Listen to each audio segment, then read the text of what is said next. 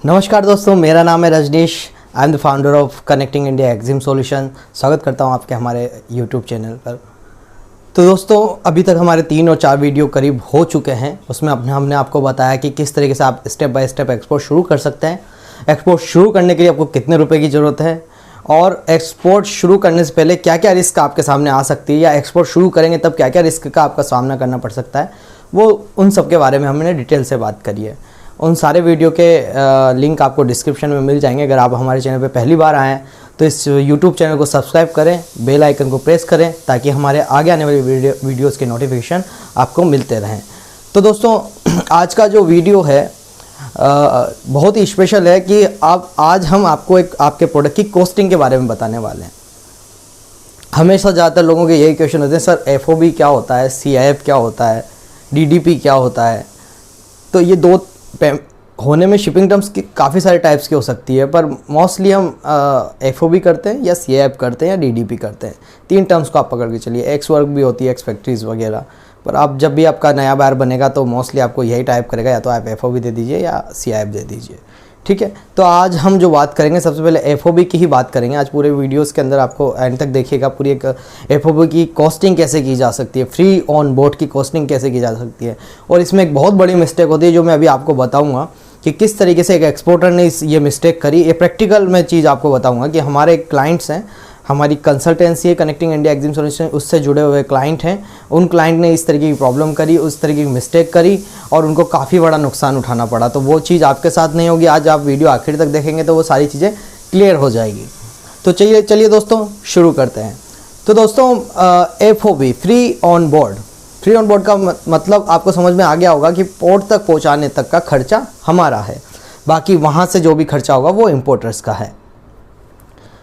अब पोर्ट तक पहुंचाने का खर्चे से मतलब लोग बाग समझते हैं कि हमें सिर्फ पोर्ट के गेट तक मटेरियल पहुंचा दिया और हमारा काम हो गया।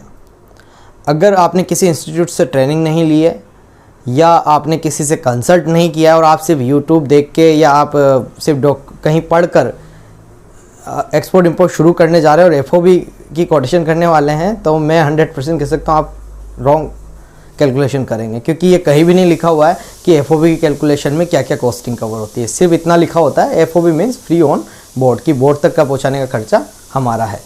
ठीक है, कई जगह बताया गया है पर पूरी तरीके से इसको नहीं बताया गया। तो आज आपको मैं कंप्लीटली इस वीडियो के अंदर सारी चीज़ें क्लियर कर दूंगा कि FOB की कॉस्टिंग कैसे की जाती है। तो सर, फ्री ऑन बोर्ड में होता क्या है, सबसे पहले आपको क्या करना है, आपके प्रोडक्ट की कॉस्टिंग आपको लेनी है। मान लीजिए आपका प्रोडक्ट 5 रुपये का, एक सपोज करते हैं 5 रुपये का प्रोडक्ट, उसकी पैकिंग पे खर्चा आया 1 रुपया। तो आपको क्या जोड़ना है, प्रोडक्ट की कॉस्ट प्लस पैकिंग का खर्चा 1 रुपया। अब आपका मार्जिन जोड़ना है 2 रुपया। तो मार्जिन में बता देता हूँ कि जो टोटल कॉस्ट होती है आपके प्रोडक्ट की, उसमें आप 7 to 8 to 10% मार्जिन जोड़ सकते हैं। ये सबसे बड़ा एक बहुत इंपॉर्टेंट पॉइंट्स आता है। लोग हमेशा पूछते हैं कि सर हमें मार्जिन कितना जोड़ना चाहिए। तो 4 लाख की इन्वॉइस है तो 40,000 रुपये तक आप मार्जिन रख सकते हैं। डिपेंड करता है कि बायर नया है या पुराना है।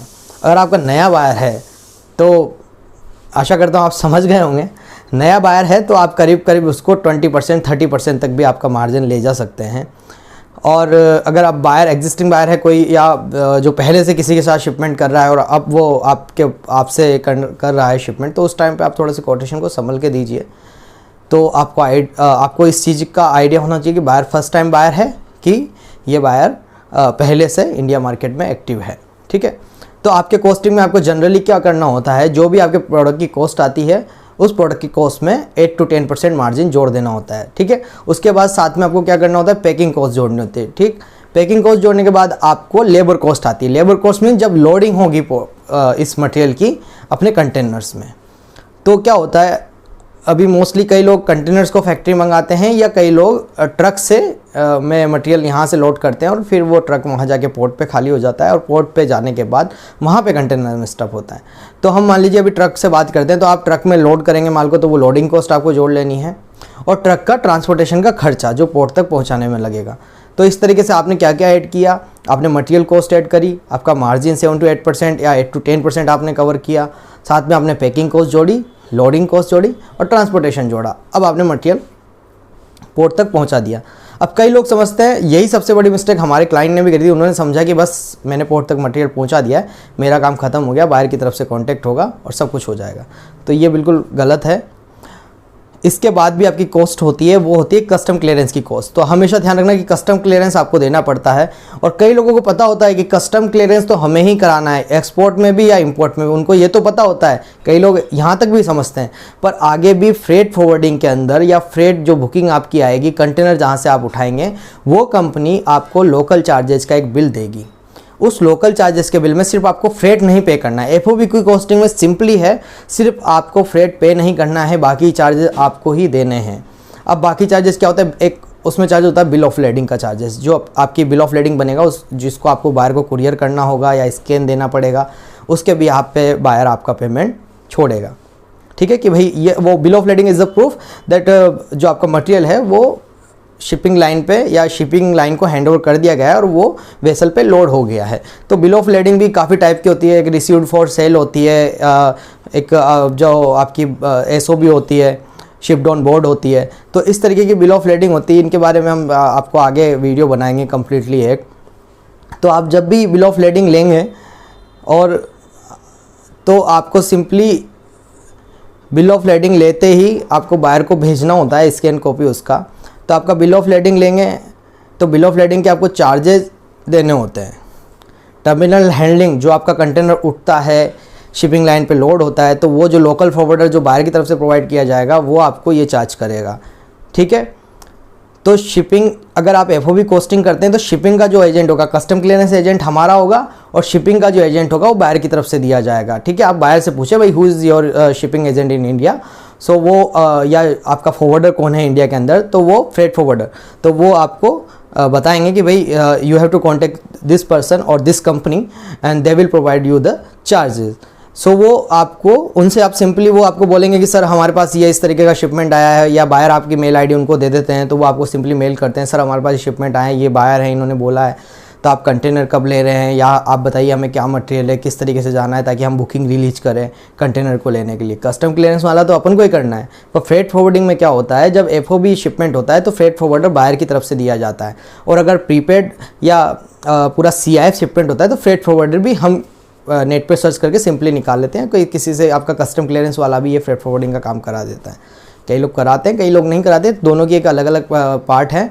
तो आप फ्रेट फॉरवर्डिंग वाली कंपनीज अलग से ले सकते हैं। ठीक है, तो अभी हम एफओबी की बात करें तो एफओबी में बायर की तरफ से आता है, बायर वो सिंपली आपको मेल करेगा। तो आप सबसे पहला एक मेल कीजिए उसको कि सर हमारी कमोडिटी ये है, इसका वजन ये है, ये इस CFS के अंदर जाना है। मतलब पोर्ट के ऊपर क्या हो, कंटेनर फ्रेट यार्ड बने होते हैं CFS, तो उनमें वहाँ जाके आपका मटेरियल खाली होता है और वहीं पे आपका मटेरियल स्टफ होता है, कस्टम क्लियरेंस होती है। तो उनको सिंपली बताइए कि हमें इस CFS के अंदर आपका कंटेनर चाहिए, ताकि हमारा CHA वहाँ से पिकअप करे, हमारा मटेरियल वहीं रखा है और स्टफ कर दें। ठीक है, उनको बताइए कि हमारा क्या कार्गो है, उसका कितना वेट जाने वाला है, कौन से पोर्ट पे जाएगा, कौन से पोर्ट से लोडिंग है, ये सारी चीज़ों को उनको डिटेल्स दे दीजिए।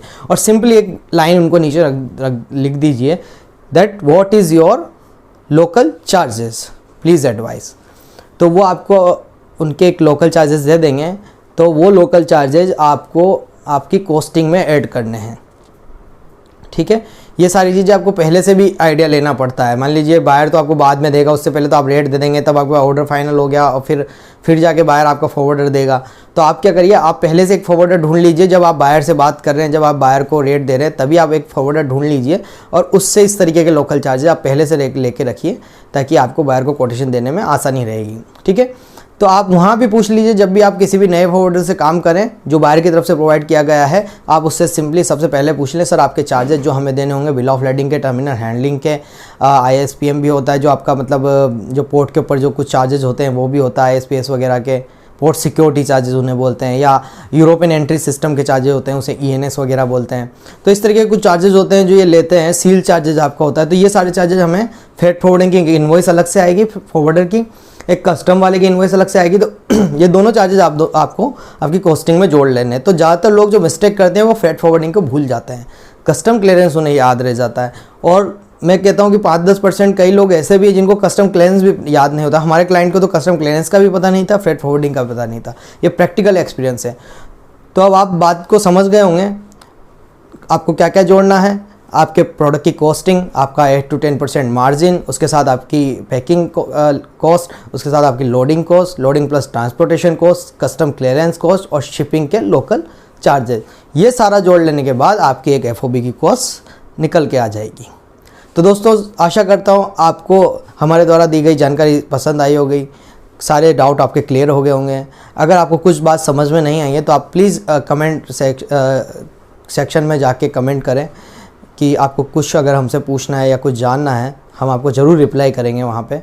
और हमारा नंबर है 9782268821 और 7014555258। इस पर आप हमें व्हाट्सअप कर सकते हैं, कॉल कर सकते हैं। किसी भी तरीके की कंसल्टेंसी अगर आपको चाहिए, एक्सपोर्ट इंपोर्ट से रिलेटेड किसी भी तरीके का आपको सर्टिफिकेशन चाहिए, RCMC चाहिए, IC आपको चाहिए, इंपोर्ट एक्सपोर्ट कोड, या एपिडा रजिस्ट्रेशन चाहिए, या स्पाइसेस बोर्ड का आपको सर्टिफिकेट चाहिए, या कोकोनट बोर्ड का आपको चाहिए, किसी भी प्रोडक्ट के अंदर आपको काम करना है तो हम आपको कम्प्लीटली कंसल्टेंसी प्रोवाइड कराते हैं। और हम साथ ही में 1 साल का 1 ईयर का एक्सपोर्ट सपोर्ट प्लान भी आपके लिए लेके आए हैं। अगर आप इंटरेस्टेड हैं तो हमें ज़रूर से ज़रूर कॉल कीजिएगा। तो दोस्तों मिलते हैं हमारे नेक्स्ट वीडियो के अंदर। अभी तक के लिए फ़िलहाल इतना ही। Thank you very much.